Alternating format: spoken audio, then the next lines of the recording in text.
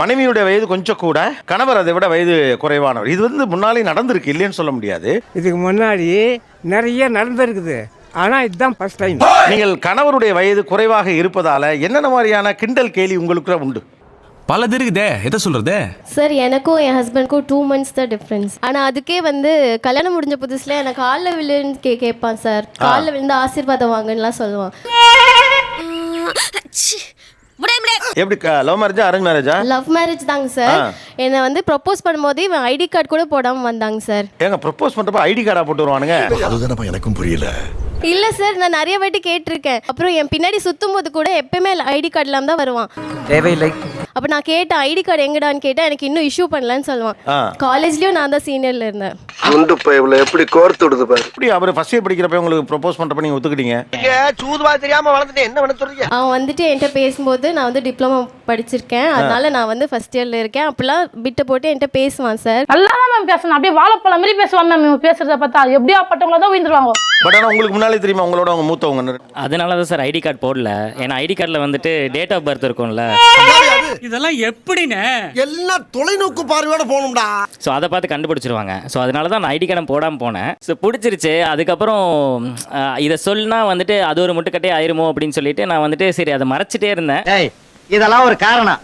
யாராவது மொட்டை அடிச்சிட்டு வந்தா அவன் தலையில தபையில வாசிப்பீங்க. இல்லை இப்போ ஓகே ஆன பிறகு நீங்கள் சொல்லி நீ என்னோட சின்ன பையன் சாரி நீ ஏமாத்திட்டு லவ் பண்ணிட்ட அப்படின்னு சொல்லியிருந்தாங்கன்னா சொன்னேங்க சார்.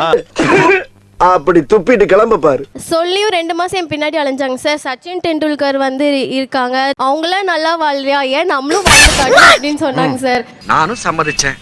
அப்புறம் தான் எனக்கு தெரிஞ்சதுங்க அவங்க என்ன ஏமாத்திருக்காங்கன்னு.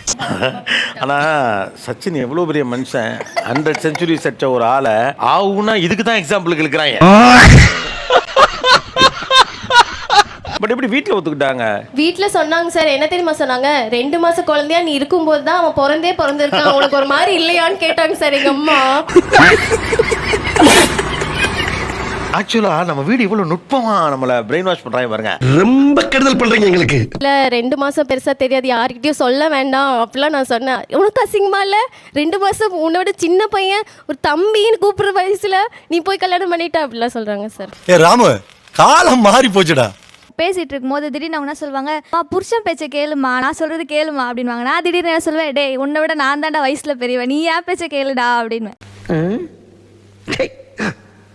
எத்தனை வயசு வித்தியாசம் உங்களுக்கு? 2 வயசு சின்னவங்க என்ன விட. காதல் திருமணம் தான்? ஆமா, லவ் மேரேஜ் தான் சார். அவங்க என் காலேஜ் ஜூனியர். ஏன்டா நீங்க எல்லாம் இங்க வந்து ஏன் இழவு எடுக்கிறீங்க? College senior. ஸ்டார்டிங் வந்து என்கிட்ட பேசினது அக்கா தான் பேசினாங்க. ஒரு கல்ச்சுரல்ஸ்ல தான் வந்து என்கிட்ட பேசினாங்க. என் வீட்டில் என்ன பண்ணிட்டாங்க, நான் ஏதாவது தப்பு பண்ணா என் வீடு அவங்க கூட க்ளோஸ் ஆயிட்டாங்க. இதெல்லாம் நம்புற மாதிரி அங்க இருக்குது. அக்கான்னு பேச ஆரம்பிச்சோம். அதுக்கப்புறம் ஒரு படியா நீங்க என்ன சொல்லுவீங்க அவரை? நான் வாடா போடா அப்படிதான் சார் சொல்லிட்டு இருந்தேன். வாடா போடா. எனக்கு அது வயசு பெருசா வித்தியாசமா தெரியல. வயசுனால ஏதோ ஆக போறலன்னு சொல்லிட்டு சரி ஓகே நானும் அக்செப்ட் பண்ணிட்டேன். ஆனா அது வீட்டில் தெரிய வரப்ப எங்க அம்மா வந்து தம்பின்னு சொன்னியம்மா அப்படின்னாங்க. அவகிட்ட அக்கான்னு சொன்னியடா அப்படின்னு சொன்னீங்க சாரு. அது எப்படி அப்ப அக்செப்ட் பண்ணாங்க? தம்பி நீங்க அவங்க அக்செப்ட் பண்ணல சார், கடைசி வரைக்கும் அக்செப்ட் பண்ணல. முடியாது ஒத்துக்க மாட்டேன். அவங்களோட ஃப்ரெண்ட்ஸோட கேங்லலாம் வந்து எல்லாருமே அவங்க ஏஜ்னால ரொம்ப யங்கா இருப்பாங்க. கிண்டல் பண்ணுவேன், என்னடா இப்படி பண்றீங்க அப்படி சொல்லிட்டு அவங்கள கிண்டல் பண்ணுவேன். அவரை விட்டு அவர் ஃப்ரெண்ட்ஸ் கேங்கே வாடா போடா எல்லாரையும் கலாய்க்கிறது. ஓ வயசு என்ன இவங்க வயசு என்ன சேர்க்கை சார் ஒரு நியாயம் வேணாமடா. டேய் உன் பொண்டாட்டில உன்னை எப்பறா மதிக்கிறா? எப்படின்னா டைலாக் சார் நிறைய டைலாக் சொல்லுவான். அப்போ வந்து அவன் சொன்னா, இப்போ நம்ம ஒரு வீடு கட்ட போறோம், அந்த வீடு கட்டுறப்போ நீ என்ன பார்ப்ப, பேஸ்மெண்ட் ஸ்ட்ராங்கா இருக்கான்னு தான் பார்ப்ப. ஆனா அந்த பிரிக்ஸ் எப்போ மேனுஃபேக்சர் பண்ணாங்கன்னு பார்ப்பியா? இப்போ அவன் கேட்டதுக்கும் நீங்கள் சொன்னதுக்கும் என்ன சம்மந்தம்? அது மாதிரி தான் ரிலேஷன்ஷிப்னா அவங்க நம்ம 2க்குள்ளே இருக்க கம்ஃபர்ட்டும் கோஆர்டினேஷனும் சப்போர்ட் அது மட்டும் தான் பார்க்கணும். நீ இதெல்லாம் பார்த்தனா அந்த ரிலேஷன்ஷிப் வந்து பில்ட் ஆகாது. நானே எத்தனையோ பேரை பார்த்துருக்கேன்டா, ஆனால் உன்ன மாதிரி வெறும் வாயில வட சொல்ல நான் பார்த்ததுலடா எங்க அப்பா. அப்படி நிறைய இந்த மாதிரி நிறைய டைலாக். இது ஒரு எக்ஸாம்பிள் நீ சொல்லியிருக்க. அதுக்கு அந்த பொண்ணு ஒத்துக்கிட்டு இருக்கு பாருங்க.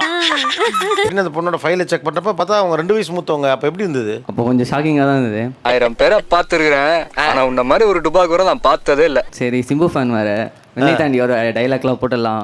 நானுமே வந்து சிம்பு ஃபேன் சார். ஸோ எனக்குமே வந்து ஆனா சிம்புக்கு இப்படி ஒரு சோதனை வந்திருக்க வேண்டியதில்லை. அசிங்கப்படுத்துற, இன்சல்ட் பண்ற. உங்களுக்கு 21 வயசு தான் ஆகுது. ஆமா 21 வயசு ஆகுது. என்னடா சொல்றாங்க? ரைட், கொஞ்சம் வெயிட் பண்ணு. இப்போதானே 21 வயசு ஆகுது உனக்கு. ஆமா சார், சீக்கிரமா அப்படியே செட்டில் ஆகி அப்படியே செட்டில் ஆகிறதுனா புரியல. நானும் ஒர்க் போகிறேன், அவங்களும் ஒர்க் போகிறாங்க. அப்படியே அவள் தான் நெக்ஸ்ட்டு மேரேஜ் தான். நான் போறேன் எனக்கு வேணாம், நான் போறேன். ஒரு டெசிஷன் எடுக்கணும் அப்படின்னு வந்து ஏதாச்சும் ஒன்று கேட்டோன்னா உடனே வந்து நீ தான் வயசில் மூத்தவல்ல, நீயே டிசைட் பண்ணிடு. அப்படிங்களா? ரொம்ப சந்தோஷம். நீ தான் வந்து குடும்ப தலைவியில் நீயே டிசைட் பண்ணிடு. ஒரு டெசிஷன் கூட வந்துட்டு அவர் டிசைட் பண்ணவே மாட்டார். நீ பண்ணால் எல்லாம் கரெக்டாக தான் இருக்கும், நீ தான் வந்து வயசில் மூத்தவல்ல, நீயே பண்ணிடு. எங்கடா இருந்த? கூடவே தான் இருந்தேன். எத்தனை வயசு மூத்தவங்க நீங்க? 1 year தான். 1 வருஷம். ஆமா. அரேஞ்ச் மேரேஜா லவ் மேரேஜா? Love marriage. நீங்களாவது ஐடி கார்டு போட்டீங்களா தம்பி? நக்கல்யா அவனுக்கு. வீட்டில் எப்படி ஒத்துக்க வச்சீங்க? வீட்டில் வந்துட்டு அதே இவங்க சொன்ன மாதிரி அசிங்கமா இல்லையா உனக்கு, அந்த யூஸ்வலாக வர டயலாக் எல்லாம் வந்துச்சு.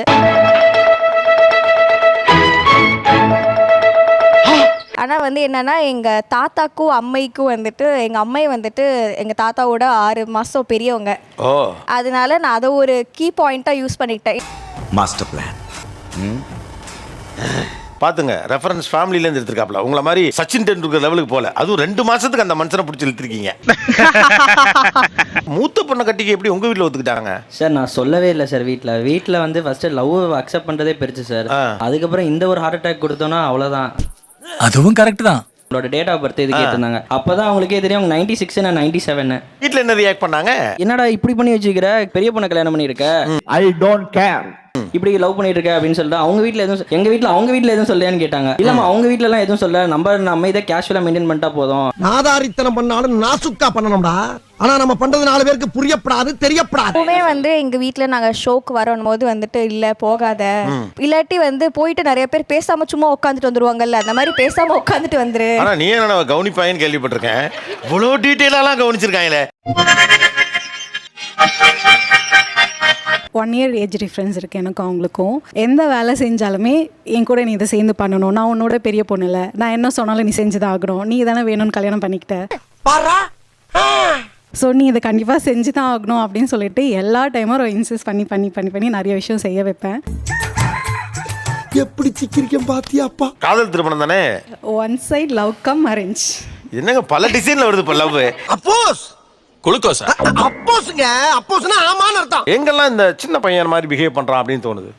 இப்போ எங்கேயாச்சும் நார்மலாக நம்ம வெளில போனோம் அப்படின்னா ஜேசிபிலாம் இருக்கும், பேக்கோ ஜேசி, அதெல்லாம் மண் வாரிட்டு இருந்தது அப்படின்னா அதை 1 மணி நேரம் கூட நின்று பார்ப்பாங்க. அது மாதிரி எனக்கு ரொம்ப ஆசை வாங்கிக்கணும்னே, பட் இவங்க திட்டுவாங்கனே வாங்குறது இல்லை. அது என்னது? அது மாதிரி ஏதாவது இருக்கா? Remote control. நீ பில்லு போட வேண்டியதான். இவனை வச்சுக்கிட்டு ரொம்ப கஷ்டம்தான். அவன் சின்ன பையன் தான். ஏன்டா அப்படி இருக்கீங்க? எனக்கு பொண்ணு வந்தாலும் சரி, பையன் வந்தாலும் சரி, ஸோ அவங்க கூட சேர்ந்து நம்மளும் விளையாடலாம்ல. ஓ, நீ அப்படி வரியா? அது குழந்தை வந்த பிறகு பிள்ளையோட சேர்ந்து விளையாடுறதுங்கிற பரவாயில்ல. நீ தனியாக விளையாட ரிமோட் கார் கேட்டால் அப்புறம் அந்த பொண்ணு ஒரு மூத்த இடத்துலேருந்து நிர்வாகத்தானே செய்வாங்க. பங்கு மாட்டிக்கிட்ட பங்கு.